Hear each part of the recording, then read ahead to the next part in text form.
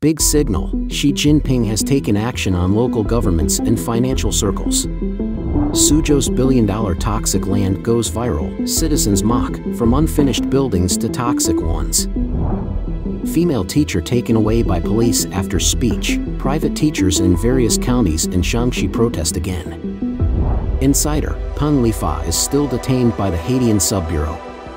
Xi Jinping confirms Apec attendance, China's bizarre request unveils Beijing's greatest anxieties.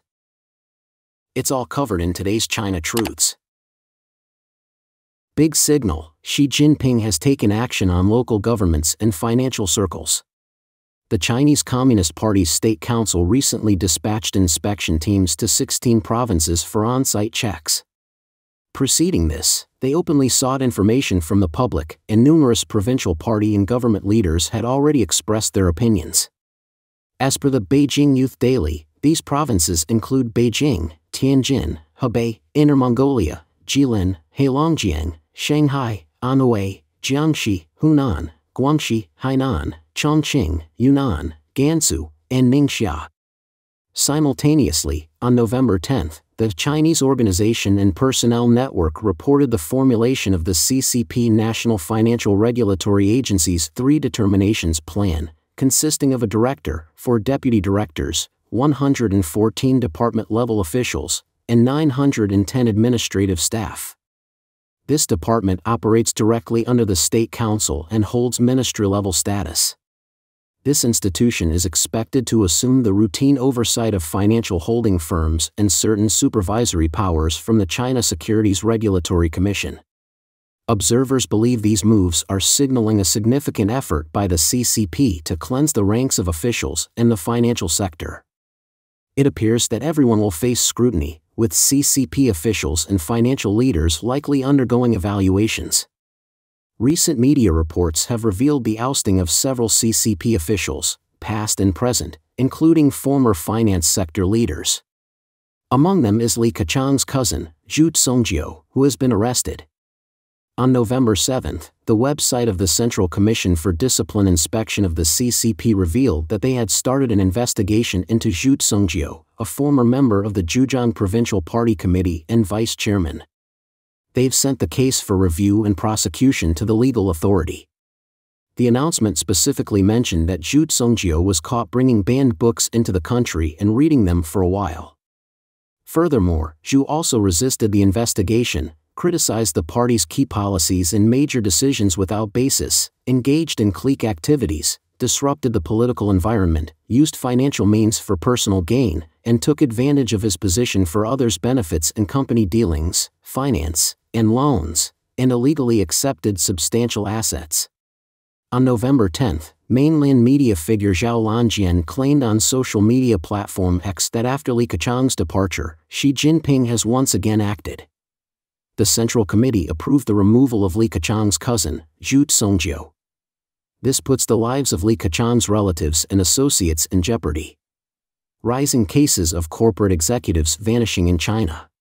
It's been reported by the Wall Street Journal on November 10 that more and more corporate big shots and political figures are disappearing in China. The recent vanishing acts include Chen Xiaojia, the head honcho over at Douyu, a live streaming platform, and Zhao Bingxian, the bigwig at Huahua Medicine. The Chinese government is really cracking down hard on anything that smells like corruption or neglect of duty, and it's rattling the confidence of businesses both within and outside of China.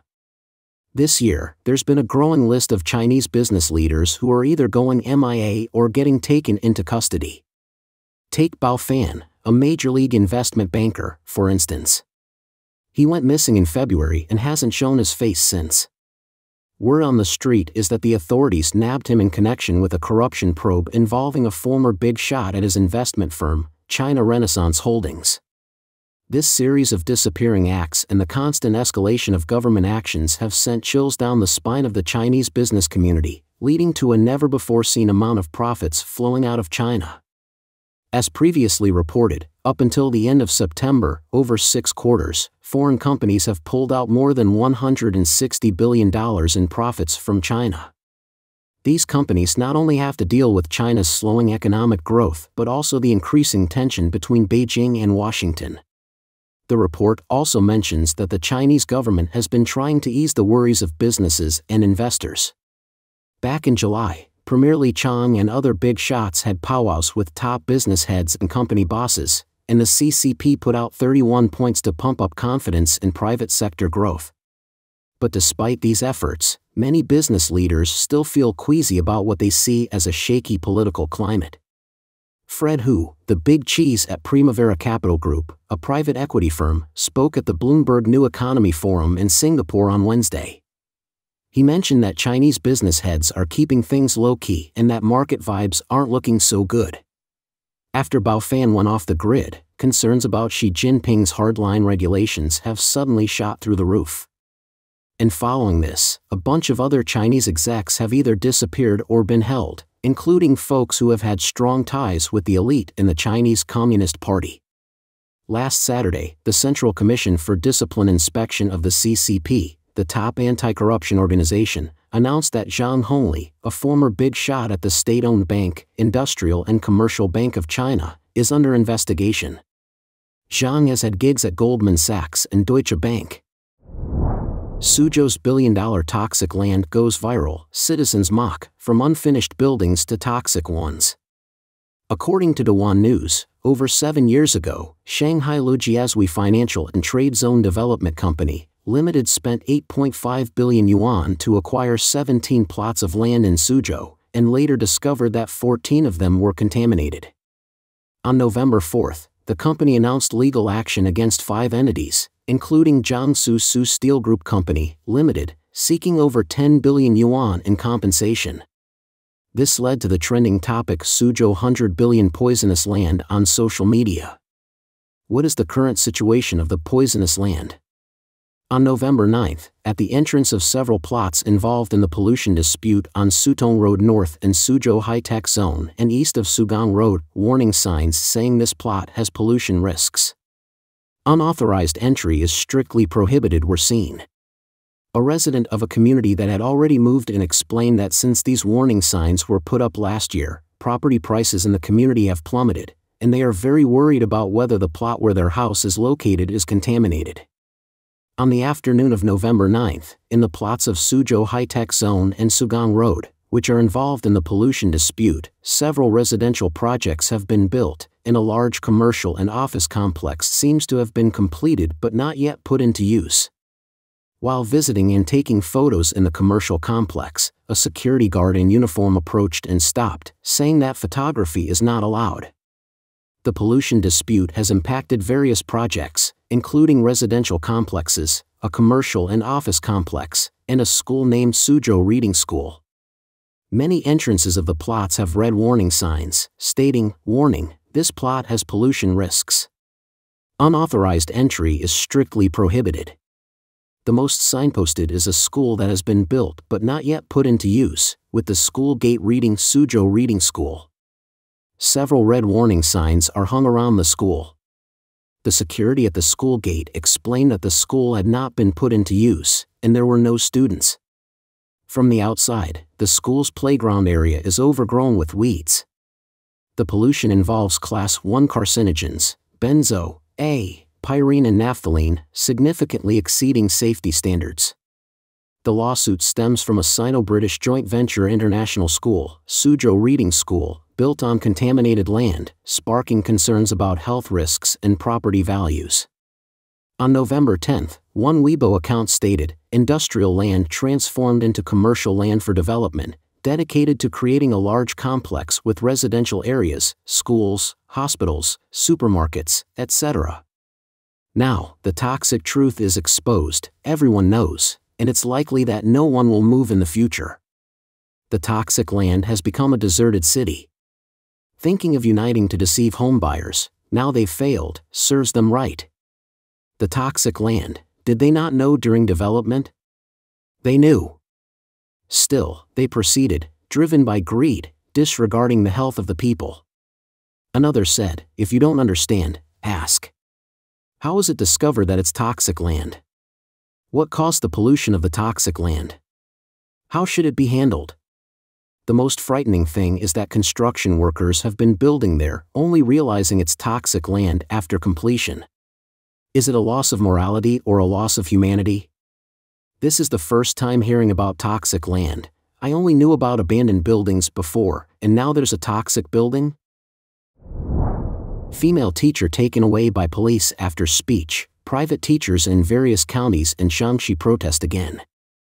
On November 9, former private, substitute, and preschool teachers from various counties in Shaanxi province gathered at the Shaanxi Provincial Government Hall to present a petition, urging the government to address their concerns about pension and medical insurance. Video footage captured a significant police presence that day, with officers loudly reprimanding the petitioners, and a female teacher was immediately apprehended. In more detail, the teachers who were petitioning mentioned that despite leaving their teaching roles some time ago, most had devoted 2 to 3 decades to the nation's education system, considering it the peak of their lives. They expressed frustration at the government's complete disregard for their livelihoods, viewing it as unjust. To defend their rightful interests, these Shaanxi-based private teachers had been actively petitioning and advocating for years, yet their issues remained unresolved. Local governments resorted to various measures: encirclement, pursuit, obstruction, monitoring, and even imprisonment, to hinder the teachers from petitioning. They urged the Shaanxi provincial government to address the private teachers' concerns from a human rights perspective, swiftly implement policies, offer an explanation to the teachers, and safeguard their basic right to survive. Among the teachers presenting petitions, the eldest is 80 years old, and the most experienced teacher has taught for 37 years. Currently, retired public school teachers receive roughly 5,000 yuan monthly as their pension, about $686, whereas retired private teachers receive only a fraction of that amount. They're urging the government to focus on providing basic pension and medical insurance for urban enterprise workers. As these private teachers grow older, maintaining their livelihoods becomes increasingly difficult. Unable to tackle these challenges alone, they've launched large-scale petitions, urging for the comprehensive enforcement of relevant policies. Their goal is to correct the improper practices of local governments and ensure that the treatment of private teachers aligns with established laws and regulations. In China, advocating for rights proves to be a challenging task. The normal grievances of people often remain unresolved, with the government frequently evading responsibility. This results in successive waves of individuals petitioning, gradually growing in scale. Though individually limited in power, collective action holds the promise of more significant influence. Under the stern rule of the Chinese Communist Party, the people in China feel unheard. The spontaneous gatherings of millions mourning the sudden death of Li Keqiang indicate a buildup of long-standing grievances against the authorities, allowing an avenue for expressing discontent with the perpetual rule of the CCP. Insider: Peng Lifa is still detained by the Haidian Sub-bureau. Last October, a Chinese citizen named Peng Lifa hung an anti-communist banner on Suzhou Bridge in Beijing and went missing after being arrested. On November 9, an insider named Yan Li spoke to NTD-TV. He shared that his friend disclosed that Peng Lifa is still currently detained in the Haidian Public Security Sub-bureau in Beijing. It's expected that this information will be made public soon concerning his handling and sentencing. The friend also mentioned that initially, Peng Lifa planned to post slogans at Lianma Bridge in Beijing. Later, considering it's mainly white-collar workers and potentially laborers there, he changed his mind and decided to do it at Suzhou Bridge, thinking it would be more effective as it's an area with intellectuals, students, professors, and universities. Following this, NTD-TV reached out to the Haidian Public Security Sub-bureau responsible for Suzhou Bridge to inquire about Peng Lifa's situation. After a brief silence, the officer in charge of public relations disconnected the call. Speaking about Peng's actions, Yan Li commented, "He did something meaningful and significant that will have a profound impact on history, including his role in subsequent blank paper protests and ongoing public resistance, as well as potentially significant future historical events. Many people know him, and there are too many who are discontented with the current situation and even angry. However, for this, he might have to pay a heavy price. But one day, history will acknowledge his merit, and I believe this time won't be too far away." On October 13 this year, Congressman Mike Gallagher, chairman of the China Commission in the U.S. House of Representatives, announced, We will nominate Peng Lifa for the Nobel Peace Prize to commemorate the one-year anniversary of his historic protest against Xi Jinping and the authoritarian rule of the Chinese Communist Party. Yang Li revealed that Peng Lifa's nomination for the Nobel Peace Prize has created fear within the CCP's internal public security. He also expressed that in this world where things are twisted, there will be a reversion. He stated that he studied history and felt that history was deliberately altered by dictators, hiding the truth. But one day, the truth will come to light. Xi Jinping confirms Apec attendance. China's bizarre request unveils Beijing's greatest anxieties. According to an announcement made on November 11, Beijing time, by both the US and China, the Xi-Biden summit has been confirmed to occur in the Moscone Center, San Francisco Bay Area. The visit signifies Xi Jinping returned to the US after a 6-year gap and marks the second in-person meeting between him and Biden since Biden's assumption of office. Their last meeting occurred during the G20 summit in Bali last year. However, as of the November 10 report, Beijing made an extremely unusual request, wherein Chinese diplomats asked American authorities to ensure that there are no protests near Xi Jinping's convoy, hotels, or the summit venue. ABC revealed that there could be thousands of Chinese communist protesters heading to San Francisco during the summit. According to the Epoch Times, over 100 Chinese democracy and human rights groups in the US have been organizing a large protest to welcome Xi Jinping. On the 7th, 59 human rights groups penned an open letter urging President Biden to focus on human rights during the Xi Jinping meeting. They called for the release of individuals like Peng Lifa, Suzhou, Ding Jiaxi, Jimmy Lai, and others, and demanded the CCP to halt human rights violations, forced disappearances, and information censorship. The leader of anti-CCP activities in Los Angeles and the executive director of the China Democratic Party, Jia Lijian, told the Epoch Times on November 10, "If we get the chance, we're ready to protest by intercepting Xi Jinping's motorcade." Many activists, including people like me who've faced family destruction due to human rights abuses, are very angry. We don't want human rights offenders in the US. This feels like a betrayal of human rights and undermines our democratic freedom system. On the 11th, various anti-CCP groups in Los Angeles plan to hold a press conference protesting against CCP tyranny and Xi Jinping's visit to the US. On the same day, Chinese pro-democracy figures Wei Jingsheng, Wang Dan, and Wang Huntao will host a joint press conference in San Francisco, discussing various issues in China and suggesting solutions. The protests will run from the 10th to the 17th. Xi Jinping's pressure. Recent years have seen a surge in tensions between the US and China. This year, relations took a hit when the US military downed a Chinese spy balloon in February. At a seminar, Ian Johnson, a senior researcher at the Taiwan Foreign Relations Association, highlighted the rare protests in China last year triggered by the COVID-19 outbreak, followed by a sudden relaxation of restrictions that led to significant virus-related deaths. The present year has been rife with political upheaval, successive ousting of high-ranking Chinese officials, coupled with economic fragility and a soaring youth unemployment rate. These factors have positioned Xi Jinping to use the Xi-Biden summit as a platform to communicate that the US-China relationship isn't spiraling out of control and could potentially return to a positive trajectory. Johnson's analysis underscores a substantial link between China's economic challenges and the strained US-China relations. In recent years, Xi Jinping has veered away from the reform policies of his predecessors, contributing to the strain in the relationship.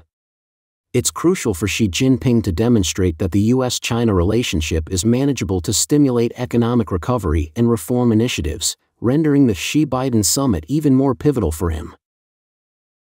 Don't forget to comment in the section below to share your opinions on today's topic with us. If you find the information helpful, please share this video with a friend to watch together. This will be a great source of motivation for our team to produce more and more quality and reliable videos. And also don't forget to like and subscribe to see more interesting topics from China Truths. Thank you for tuning in.